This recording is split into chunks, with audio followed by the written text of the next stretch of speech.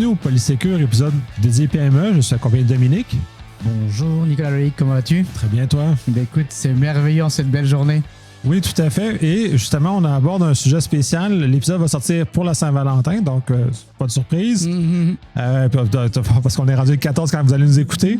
On va justement aborder, puis c'est ton idée, c'est super intéressante, d'aborder la cybersécurité comme une relation amoureuse ou en tout cas une relation d'amour. Et justement, parce qu'il y a des parallèles qu'on peut y faire qui sont fort pertinents et justement qui donnent un sens à faire de la cyber, justement comme on vit dans notre quotidien, essentiellement dans notre vie. Mais je vais te laisser commencer avec ça. Ah oui, c'est le plus gros défi des gens de cybersécurité, c'est d'être des communicants. Et c'est pas facile d'être communicant pour des gens qui ont fait de la technologie, qui sont des fois avec des hoodies, avec des capuches. Ça, c'est pour le petit côté de l'image du pirate. Le méchant pirate. Du méchant pirate. Et aujourd'hui, dans cette journée du 14, j'avais envie de dire de parler un peu d'amour et puis de parler un peu de cybersécurité en parlant d'amour. Oui, c'est un très beau lien, puis c'est très intéressant de ramener justement dans un moment de communication dans lequel on est moins fort, mais de ramener dans notre quotidien, qui pour la plupart des gens ont une relation amoureuse en général. Et justement de pouvoir faire des parallèles, puis peut-être trouver des clés soit dans leur relation amoureuse, soit en cyber, mais j'espère qu'ils vont trouver des clés quelque part. C'est le défi de notre talk aujourd'hui. Écoute, je pense qu'on pourrait commencer par la première chose qui est importante quand on démarre une relation amoureuse, quand on désire d'avoir une relation amoureuse, il faut se connaître.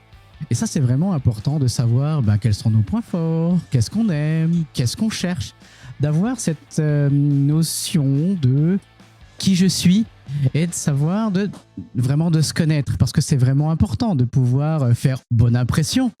Il paraît que dans les 10 premières minutes d'une rencontre, on va donner un petit mensonge, mais mieux on se connaît, moins on fait de mensonges, ou en tout cas, on sait quoi mettre en avant. Ou on fait un meilleur mensonge. Mais c'est vraiment important de pouvoir se connaître. Et quand on parle de cybersécurité, tout le monde, on a de la difficulté à bien se connaître, à bien connaître nos systèmes, à bien connaître l'entreprise, à bien connaître les différents mécanismes, les liens, les interdépendances et qu'est-ce qui est important. Et si on n'a pas ça, c'est très difficile de faire le pas d'après parce qu'on est en manque de confiance, parce qu'on avance un petit peu à l'aveugle ou un petit peu dans le néant. On n'est pas capable de mettre les points forts justement de l'avant pour aider à charmer la personne qu'on aimerait entrer en relation. Oui, exactement. Et donc, c'est vraiment important de se connaître. Et l'angle cybersécurité, ou en tout cas l'angle pour les entreprises, c'est de savoir qu'est-ce qui est important pour elles, qu'est-ce qui va créer de la valeur. Alors, on pourrait mettre un terme très, très fort sur la gestion des actifs informationnels. Ça, c'est pour ramener à la réalité. Mais garder à l'esprit de pouvoir se connaître. C'est vraiment important et malheureusement, on ne voit pas toujours nos vraies qualités. On veut mettre en avant des choses peut-être qui sont un peu factices. Un peu qui vient embellir, mais incorrectement qui nous sommes. Là. C'est ça, mais encore une fois, il faut bien se connaître parce que ça, c'est transformer en force pour pouvoir avancer. Et puis, connaître soi, puis aussi connaître l'autre personne, aussi connaître quels sont les points forts, quels sont les points faibles, qu'est-ce qu'on va aller chercher, qu'est-ce qui va créer de la valeur, parce qu'on va être deux à créer de la valeur, à créer quelque chose de beau dans la relation amoureuse. Et quand on voit ça, effectivement, il y a plein de... Alors, dans les premiers temps, on est dans un petit nuage, tout va bien. J'ai la chance de rencontrer énormément d'entreprises dans le cadre de ma mission où on fait des diagnostics de maturité, des évaluations de posture de cybersécurité. Les premières minutes, alors j'amène des petits beignets ronds pour délier les langues et tout le monde est dans une phase de petits nuages amoureux, tout va bien, on veut se montrer dans son meilleur côté, mais il faut savoir qu'il y a aussi des vulnérabilités, qu'on a des petits problèmes, des petites choses, des petits défauts, puis c'est la vie. Et s'il n'y avait pas de défauts, ce serait dans le monde un petit peu trop parfait. Et là, il y aurait un piège. Il y aurait un autre piège. Et donc c'est important de pouvoir se découvrir, se connaître, trouver des vulnérabilités. Puis on en a. Et dans le milieu cybersécurité, tout le monde a des vulnérabilités. Celui qui n'en a pas, ça n'existe pas. C'est pas possible. On a forcément des vulnérabilités. Que ce soit sur nos façons de faire, nos processus, que ce soit sur nos outils. Ah ben oui, j'ai un petit peu de bedaine. Bah oui, bah voilà. Voilà. Ok. J'ai des petites vulnérabilités. Il va falloir que j'aille au gym, surtout après le repas qu'on a fait. Donc, Absolument. Et moi aussi, il faut que j'aille au gym. Ils ont beaucoup d'énergie à dépenser. mais on est sur cette vulnérabilité. On sait qu'on en a. Ben, on sait qu'il faut faire attention. Et puis on a plein de systèmes. Donc le deuxième point, on se connaît, on sait comment on est, on a nos vulnérabilités qu'il faut pouvoir identifier, qu'il faut pouvoir qualifier.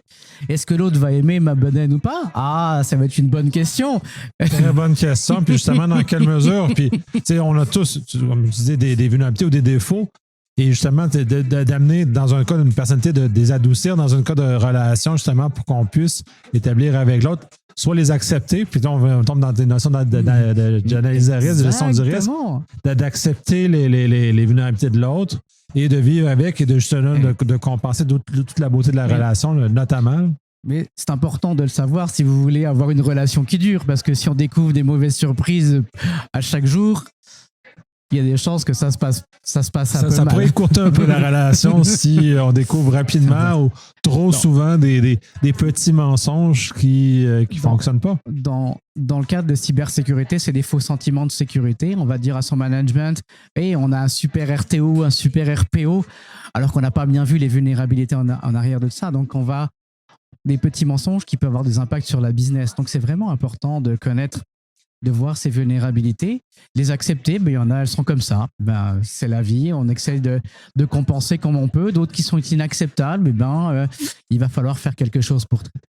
Et c'est là où j'en viens dans un point d'après qui est de dire, OK, une fois qu'on a ça, acceptons ensemble.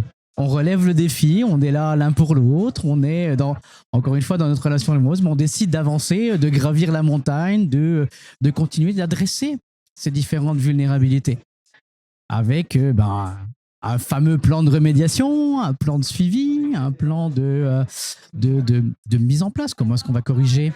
Comment on va faire les corrections? Quel effort on va pouvoir mettre en fonction de l'importance? Et ça, c'est nécessaire si on veut construire quelque chose de durable. Si vous voulez avoir un système stable, un système qui va être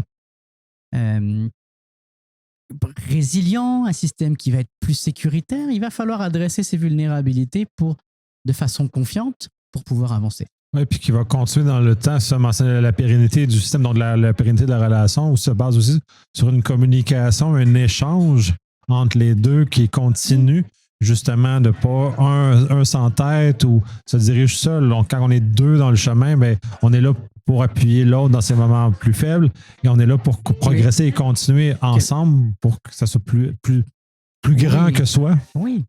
Et c'est là la beauté de la chose. Hein. On pourrait dire c'est pas 1 plus 1. Voilà, on n'est pas 1 et 1, on fait 1 plus 1 pour pas créer 2, pour créer 3 peut-être, pour créer 4, donc pour avancer. Et c'est vraiment, encore une fois, on a fait l'acceptation des vulnérabilités et on sait sur quoi se focusser, on sait qu'est-ce qu'il faut faire pour donner de la valeur, de pouvoir grandir. Et l'image est la même dans vos systèmes, dans les systèmes des clients, dans vos systèmes informatiques, dans votre création de valeur. C'est ce qui va vous permettre de faire attention, d'avancer.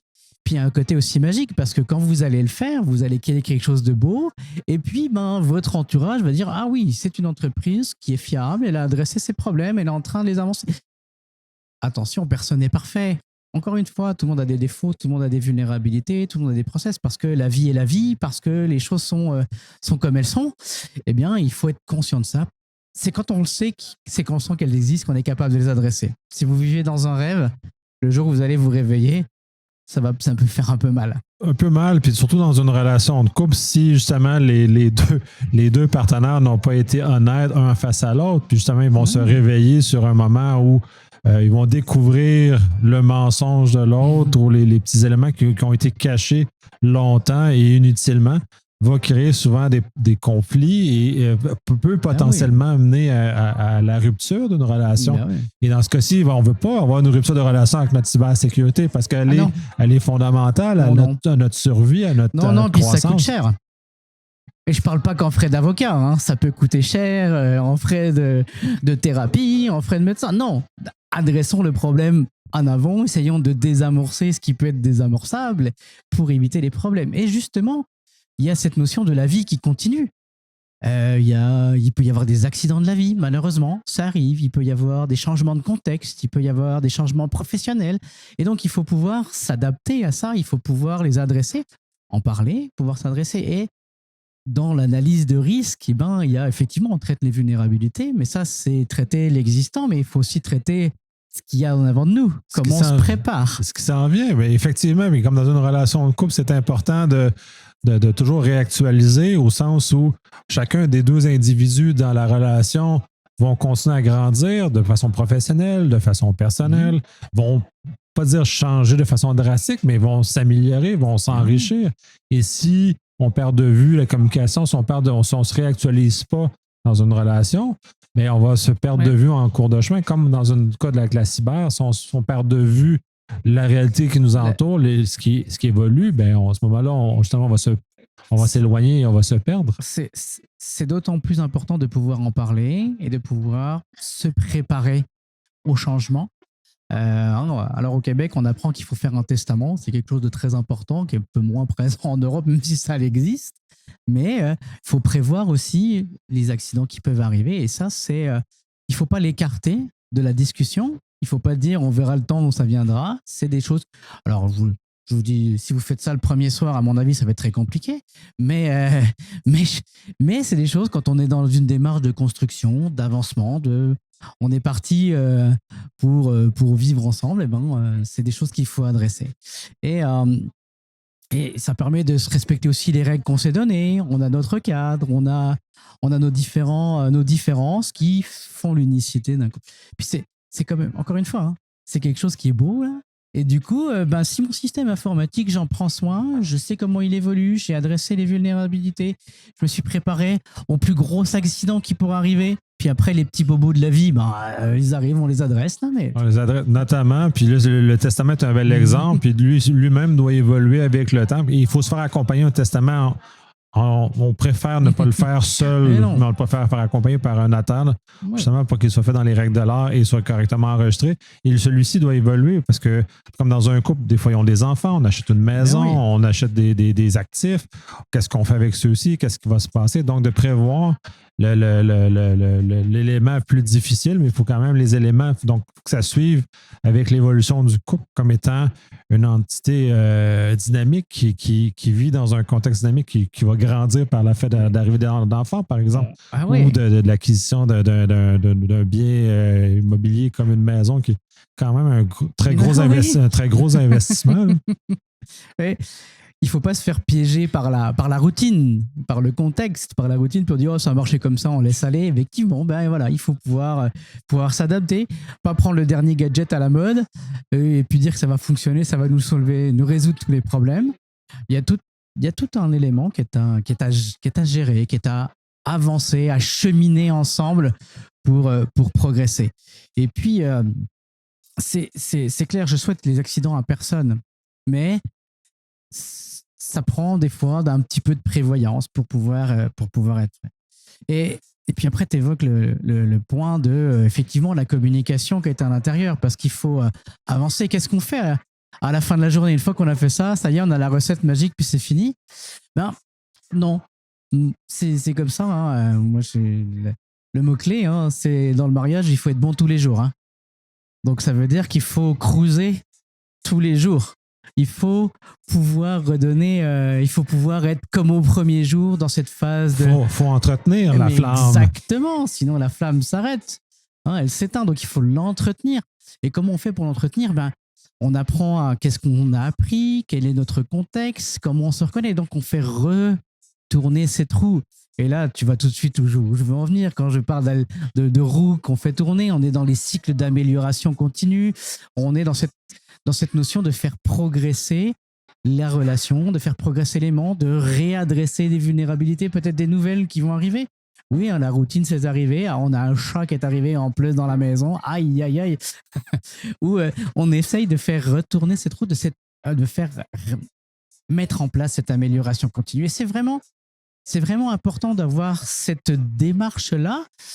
Et si on fait le parallèle avec la cybersécurité, c'est exactement la recette qui permet de protéger les entreprises. On ne peut pas être bon jour zéro. On est bon parce que on s'améliore, on s'écoute, on adresse les problèmes ensemble, on les traite, on se prépare au pire, on adapte la situation au pire, puis on continue cette roue progressivement. Oui, ben justement, d'amener j'allais dire, main dans la main, là, en tant que l'entreprise et la cyber doit être dans la main comme le couple vont affronter la vie, vont affronter les épreuves de la vie, justement, et ils vont se réactualiser, justement, savoir ce qui s'est passé, les nouvelles vulnérabilités qui ont eu lieu. Et l'acquisition d'un chat, ça peut être un bon exemple qui peut amener certains débats et certaines discussions, et d'où l'importance d'une communication justement saine, et justement que le chat, arrive pas par surprise, de un. Oui. Notamment, justement, pour créer ce genre de situation-là et justement de pouvoir continuer la communication. Mais je pense que ce qui est important dans notre échange, c'est, encore une fois, la difficulté d'exprimer la cybersécurité. Des fois, on sait que c'est important, on sait qu'on doit l'adresser. C'est souvent complexe parce que c'est un petit peu comme l'assureur qui vient. Personne n'a envie de voir son assureur. J'espère qu'il n'y a pas d'assureurs qui seront vexés à l'écoute, mais personne n'a envie de voir l'assureur parce qu'il va toujours expliquer à mal. Mais donc, si on arrive à se dire, OK, il y a des principes de base qui existent, qu'on fait naturellement dans une relation amoureuse, ça peut aider justement à avoir ce parallèle-là et se mettre les bons éléments en place pour adresser correctement la cybersécurité. Je vous ai pas dit qu'il fallait acheter l'alliance à $3 000 pour faire de quoi. J'ai pas dit ça. Hein. Vous pouvez. Mais l'idée, c'est de l'adresser sereinement pour pouvoir construire, d'avancer quelque chose de durable. La notion de s'écouter, de réévaluer reste essentielle. Quand on fait de l'accompagnement, le point essentiel, c'est mettre en place l'amélioration continue dès le départ. Comme ça, au moins, vous êtes capable de pouvoir faire des évolutions. Ce n'est pas la finalité d'installer tel ou tel outil, non, c'est mettre en place l'amélioration continue qui va vous permettre de pouvoir progresser, cheminer correctement en toute sérénité. Oui, de toute façon, dans un couple, ça ne sert à rien d'épater la galerie tout d'un coup au départ. Ah non, il faut garder des cartes dans sa manche. Il faut garder justement pour continuer à avancer. Sinon, on n'a plus rien qui va se faire par la suite. Il faut commencer, faut pas ouvrir le jeu au complet. Donc, justement, d'y aller avec à une vitesse normale et une vitesse humaine. Et d'être capable d'accepter les évolutions, l'amélioration et de pouvoir cheminer comme ça. De faire grandir tranquillement. Exactement. Donc, c'est, à mon sens, dans la notion de vulgarisation, cybersécurité, je pense que c'est le rôle de tous les gens de cybersécurité de faire parler de cybersécurité au plus grand nombre. Je pense que, j'espère pouvoir livrer un message qui permet de comprendre, de pouvoir s'améliorer justement sur la cybersécurité. De le regarder d'une façon un peu plus ludique, comme tu viens de le faire, est très intéressant, justement, parce que ça nous permet de rattacher à du réel, à du concret qu'on vit quotidiennement, parce que ça peut paraître abstrait, la cyber, et quand on le rattache à du réel de notre quotidien, de notre vie, de ce qu'on veut faire ou ce qu'on aspire à vouloir faire, ça devient très intéressant. Justement, on est capable de faire un lien fort et de progresser autant dans notre vie que dans la cybersécurité. La technologie est omniprésente aujourd'hui. C'est très difficile. On l'utilise tous dès le plus jeune âge jusqu'à un âge avancé. On a tous de la technologie. C'est important. C'est ce qui nous permet d'avancer parfois plus vite, de nous sauver du temps. Et la cybersécurité, ça vient avec cette notion-là. Donc, c'est très lié avec la technologie. On ne peut pas dissocier l'un de l'autre. Faire de la sécurité pour la cybersécurité, ça ne sert à rien. Ça n'a pas de raison d'être. Donc, c'est quelque chose qui est très lié. Il y a une union entre les deux. Et il faut pouvoir l'accepter. Il faut pouvoir l'expliquer à nos interlocuteurs. Et donc, tout le monde est un interlocuteur de cybersécurité. Alors, je ne vais pas non plus mettre ça toujours, agiter le petit foulard en disant cybersécurité. Cybersécurité, ça doit venir une action. Ça doit venir quelque chose de naturel pour pouvoir l'adresser dans le quotidien, dans nos entreprises. Parce que ça a un impact. C'est un impact sur la vie de nos employés, ça a un impact sur la vie de nos clients, ça peut avoir un impact par rebond sur nos fournisseurs, etc. etc. Donc, c'est quelque chose qui est très important à adresser.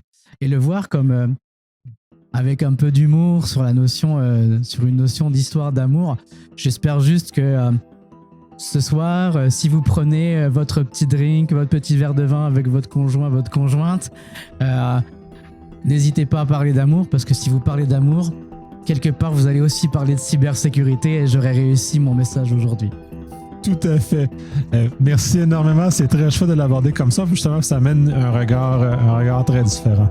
Merci beaucoup à Nicolas Luc pour l'opportunité d'avoir parlé avec toi.